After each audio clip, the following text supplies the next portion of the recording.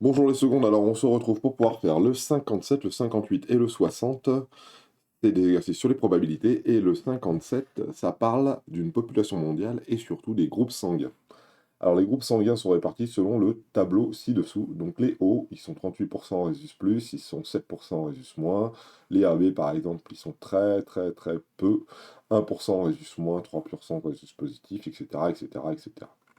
Grâce aux données de ce tableau, si on choisit au hasard une personne dans une population mondiale, quelle est la probabilité qu'elle soit donneur universel, c'est-à-dire qu'elle soit O négatif? Alors, il faut bien regarder un petit peu comment tout cela est réparti. Et si on compte, si on fait la somme de tous les pourcentages qui sont ici, donc on va se rendre compte qu'on tombe sur 100%. Donc c'est 100% de la population qui est représentée dans ce tableau-là. Et donc il y a O négatif 7%. Donc la probabilité qu'il soit O neg, donneur universel, c'est donc 7%, 0,07. Voilà. Si on prend du groupe AB, bah c'est assez facile, il suffit de lire. Hein. Du groupe AB,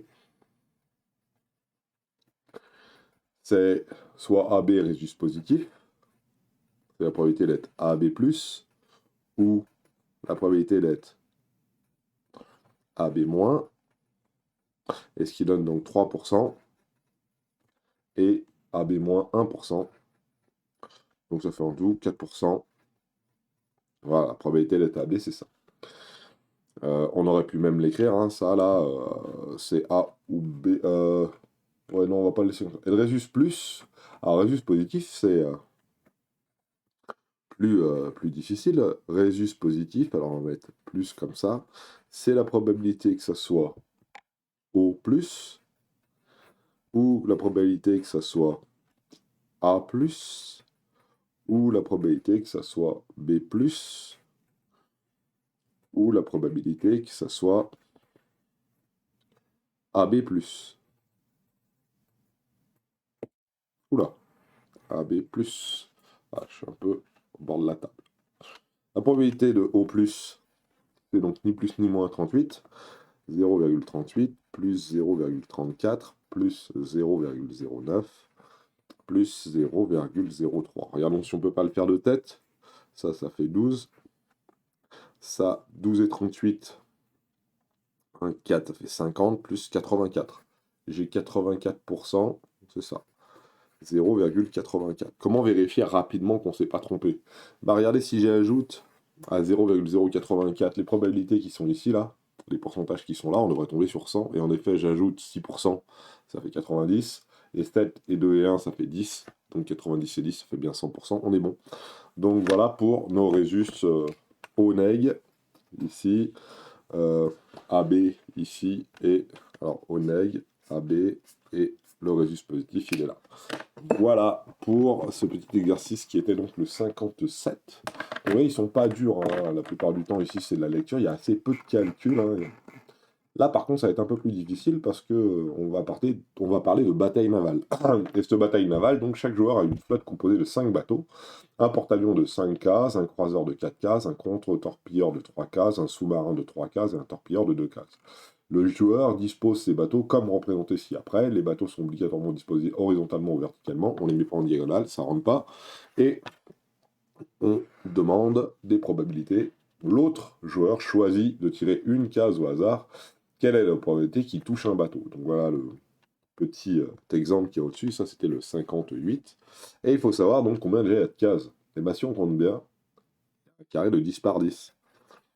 Et 10 par 10, ça fait 100 cases en tout. Voilà. Et combien de cases occupées par des bateaux? Eh ben, si je regarde bien, ça fait 3 et 3, 6, et 4, 10, et 5, 15, et 2, 17. Donc ça fait 2 fois 3, je dois avoir 2 torpilleurs, là, je sais pas comment il s'appelle, plus 1 fois 4, plus 1 fois 5, il n'y a qu'un seul bateau à 5, plus 1 fois 2. C'est peut-être pas nécessaire de faire les une fois, donc ça fait 6, 10, 15, 17. 17 cases. 17 cases occupées par les bateaux. Occupées par les bateaux. Voilà. Ah, c'est écrit bateau là. J'arrive toujours en bas des trucs, moi. C'est bateau. Voilà. Donc la probabilité de toucher, c'est la question 1. Touche un bateau.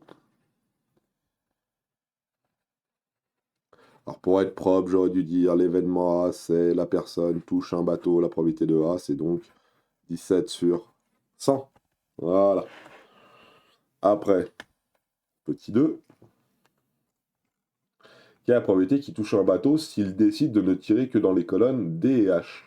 Alors s'il tire dans les colonnes D et H, eh ben il a combien de... Donc on va mettre A, hein.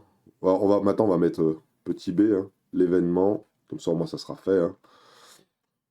Touche un bateau, un blablabla, colonne D et H. Voilà, je réécris pas tout, hein.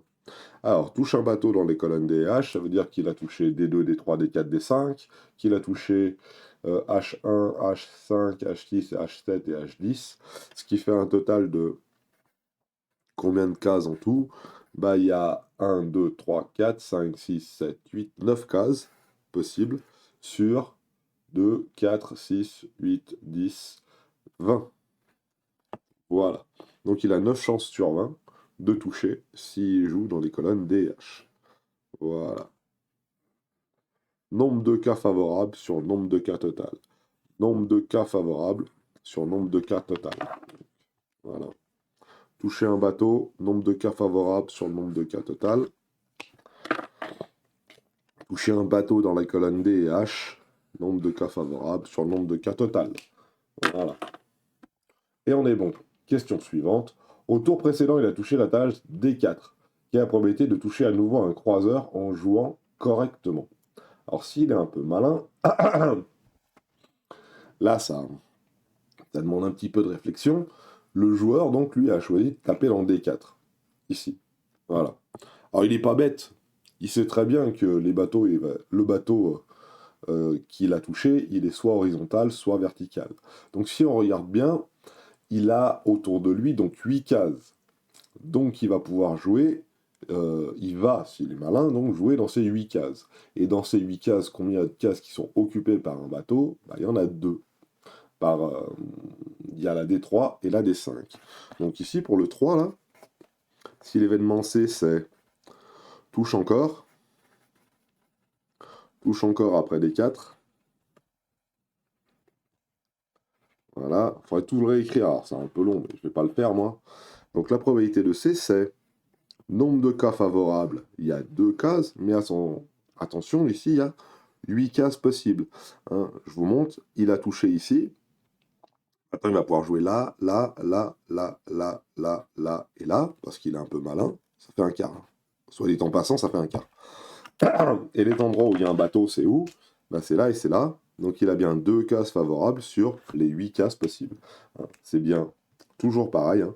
Nombre de cas favorables sur nombre de cas possibles. 2 huitièmes dans ce cas-là, donc un quart. Je laisse 2 huitièmes parce qu'on voit bien le nombre de cases qui sont occupées, 2, et le nombre de cases total autour, 8. Hein. Donc voilà pour le 58. Un petit peu. S'il joue correctement, quand on dit il joue correctement, ça veut dire qu'il va jouer autour de la case D4. Voici la répartition par sexe et par classe d'âge de la population de la France au début des années 2019. Donc on a un beau tableau de statistiques qui nous donne toute la répartition. Voilà, on choisit au hasard une personne parmi la population française, en arrondissant le résultat à 10 puissance moins 2, c'est-à-dire 2 chiffres après virgule, calculer la probabilité que cette personne soit un homme. Donc ça c'est le 60. Je choisis quelqu'un au hasard. La probabilité que ça soit un homme, donc on va mettre un H, la personne tirée, la personne choisie, la personne est un homme. Alors on est un homme. Et bien si on regarde bien, P de H, qu'est-ce que c'est? Combien il y a de personnes en tout? Eh ben il y a 32 394 531 hommes. Donc ici c'est 32 394 531. Sur un total de, et ben là il faut faire la somme des deux, alors ça n'a pas été donné je crois au-dessus.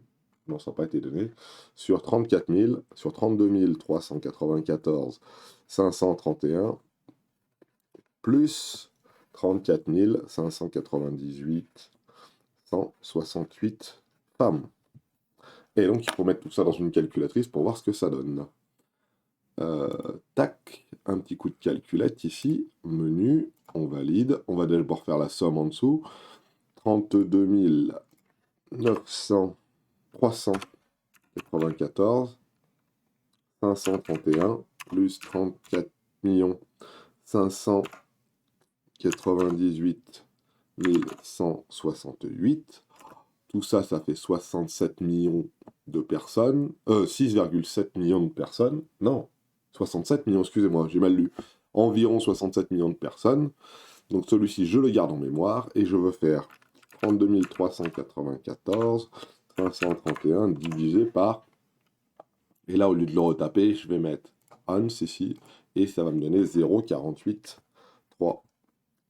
Donc ici, environ, hein, vu que c'est arrondi, hein, donc environ 0,483. Alors ils ont dit 2 chiffres après la virgule. Et juste après le 8, il y a un 3. Donc on est quand même plus près de 0,48 que de 0,49. Donc celui-ci, tac, tac, on l'enlève. Et il me reste donc 0,48 pour la question 1. Probabilité de tomber sur un homme, 0,48. Question 2. Donner la probabilité que cette personne soit une femme de plus de 75 ans. Donc on choisit une personne au hasard parmi toutes les personnes, donc parmi les 67 millions de personnes. Donc, l'événement, c'est femme de plus de 75 ans, donc on va l'appeler l'événement, on va aller F. La personne est une femme de plus de 75 ans. Alors, P de F, dans notre cas à nous, c'est quoi? Quel est le nombre de femmes de plus de 75 ans? Bah, c'est facile, ils sont 3 799 143. Voilà. Et au total, on est combien? Bah, cette valeur-là, là, hein. Donc, il faut que je réécrive tout, hein, mais maintenant, je sais combien ça fait, vu que je l'ai sur ma calculette. C'est 66 9 9 2699 2699. Ah, donc 66 992 699 personnes en tout. Voilà. Et quand on fait ce calcul-là, ça va nous donner donc 3 799 143 sur 66 099 699. Et ce qui fait donc environ 5%, 0,05, et c'est toujours à 10-2, donc là, regardez bien, derrière j'ai un 6, donc on est plus près des 0,06 que des 0,05, vu que le... Voilà, donc ici, on va plutôt arrondir ici à 6, parce que la décimale qu'il y a après, c'est une décimale qui est au-dessus de 5. Donc voilà. Voilà pour les femmes de plus de 75 ans. 0,06. Et on peut continuer comme ça. Alors, où est-ce que j'ai trouvé ce 3,799,13, hein? Bah, les femmes de plus de 75 ans, elles sont là. Et que cette personne soit un homme de moins de 30 ans. Alors, on continue. Je vais l'appeler P2A. Voilà. Moins de 30 ans, on va l'appeler P2A. C'est toujours le nombre de cas total. Et un homme de moins de 30 ans, qu'est-ce que c'est? Eh bien, c'est tout ça, là. On est bien d'accord. 6 64 732 plus 5 millions, etc., etc., etc. Donc là, il y a une grosse addition à faire. Donc, je vais la faire. 0. Déjà, on va l'écrire. 6, 4, 7, 3, 2, plus 5 893 527, plus 6 139 574. Voilà. Voilà. Pour faire tout ce calcul-là, ça va être long. Heureusement, j'ai ma calculatrice. 6 064 732 plus, je ne suis pas trompé, ouais, 5, 8, 9, 3, 5, 2, 7 plus 6, 1, 3, 9, 5, 7, 4. Voilà, ce qui fait 18 millions. 6, 6, 9, 9, 2, 6, 9, 9. 18 millions, 97 833 personnes. Voilà. Et tout ça, donc, divisé par 6, 6, 9, 9, 2, 6, 9, 9. Ce qui fait environ 0,27. Alors, pareil, hein. C'est environ 0,27. Qu'est-ce qu'il y a juste derrière le 27? Il y a un 0, donc ça s'arrondit bien. Ça, et on a probabilité de A qui vaut 0,27. J'aurais dû écrire A qui vaut... A, c'est... Oula. A, c'est... La personne choisie est un homme de moins de 30 ans. Voilà. J'avais plus d'idées en ce qui concerne les lettres, donc j'ai laissé A ici, F là, et H ici, la personne est un homme. Voilà. On est bon? On est bon. Et la quatrième question, qui doit être la dernière, je pense. Voilà. Cette personne est plus de 60 ans. Alors attention, plus de 60 ans, qu'est-ce que c'est? Donc on va l'appeler B. Hein. Plus de 60 ans. Alors que ça soit une femme ou un homme, bien sûr. Hein. Donc ici, genre du rose, très bien. On va appeler P de B. Alors, plus de 60 ans. Alors là, je vous passe le calcul, entre guillemets. On sait que c'est 66 9, 2, 6, 9, 9. Et en haut, qu'est-ce qu'il faut mettre comme valeur? Et plus de 60 ans. Plus de 60 ans, qu'est-ce que c'est? Et bien, si je regarde bien, on va le souligner. Plus de 60 ans, c'est tout ça là. Parce que ça n'a pas marché. Ça n'a pas marché, Cédric. Plus de 60 ans, c'est ça, ça, ça et ça. Donc il faut que j'additionne ces 4 nombres ici. Et je vais m'aider de ma fidèle calculatrice. 5, 3, 1, 5, 1, 6, 1, 6, 8, 1, 6, 8, plus 5, 9, 6, 7, 4, 7, 5, plus 2 419 705, plus 3 799 143. Alors, on va vérifier. 5 millions, on est bon. Celui-là, on est bon. Celui-là, on est bon. Et le dernier, on est bon aussi. Ce qui fait 17 501 491. Eh ben, là, on a des grands nombres. 501 491. Voilà. Et ce qui nous donne, divisé par... Alors, divisé par 6, 6, 9, 9, 2, 6, 9, 9. 66 992 699 personnes en France. Et ce qui nous donne une probabilité de 0,26. Voilà, 0,26. Alors, derrière, j'ai un 1, donc je ne vais pas le garder. Je suis quand même plus près des 0,26 que des 0,27. Donc, je me retrouve avec une probabilité qui vaut 0,26. Voilà, nombre de cas favorables sur le nombre de cas total, nombre de cas favorables sur le nombre de cas total, nombre de cas favorables. C'est toujours le même principe. Et on fait ça pourquoi? Parce qu'il y a équiprobabilité. Il y a la même probabilité de choisir Pierre comme Paul, de choisir Sorenza que Kylian, de choisir Abdel que Kim, de choisir Raymond que Maïssa. Enfin bon, il y a équiprobabilité entre toutes les personnes que l'on choisit. Voilà, je vous souhaite à tous de passer une excellente journée.